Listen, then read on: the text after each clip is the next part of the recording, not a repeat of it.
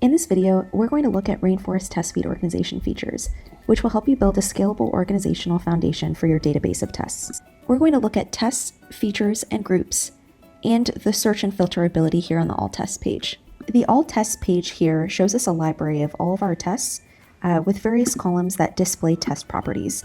We have the ability to customize these columns, pull in, pull out, and reorder the columns as we'd like. The search and filter here on the left allows us to search by test title, text contained within test steps, and by various properties, such as the variable contained within the test language, or the state of the test, for example.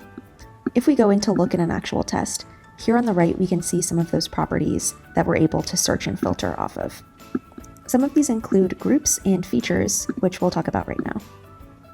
So starting with features are pretty self-explanatory. They're just the way that you split out your application.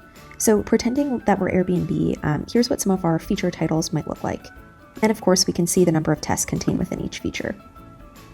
There are two great reasons to split out your tests by feature. Number one, you can visually see how many tests exist within each feature and better assess your coverage that way. If there's an important feature that has only one or two tests in it, that's kind of a signal that you might be lacking coverage there. Number two, you can run your test by feature as we're seeing here. So if you ship code that affects a certain feature, you'll probably want to run the other tests that relate to that feature as well. Before we move on from features, let's take a quick look at how to create a feature and add tests to it. As you can see, it's pretty easy. Once you've created a new feature, it's as simple as going to the All Tests page and choosing which specific tests you want to move into that feature. Awesome. Next, let's take a look at run groups. Run groups are tests that we plan to run together, and they're super convenient. We can set presets to this group of tests and have the option to set a schedule so we can kind of set it and forget it. And a quick note here, we also have the ability to use settings specified at the test level if we don't want run group level settings applied. And then finally, this run group contains both plain English and Rainforest automation tests, so we can choose how we want to run these tests. By choosing Rainforest Automation plus Crowd, the automation tests will be run by our automation bots, and the tests written in plain English will be run by our human crowd.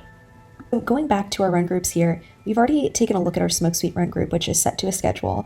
So let's take a look at our Regression Suite run group. Since we haven't set a predefined test execution schedule here, this run group will kick off ad hoc by clicking the blue Run button at the top right. And then last up, let's look at how to actually add tests into our run groups. Super simple, just click the test that you want to add and choose the run group. Last stop in this video before we wrap up, let's take a look at how to create save filters, which are another test suite organization layer. They're basically custom views you can create and save based off of various filtering criteria for easy reference later. Now that you know how to organize your tests with Rainforest, we recommend thinking with your team about how you might use features, run groups, and save filters to organize your test suite. Thanks for watching.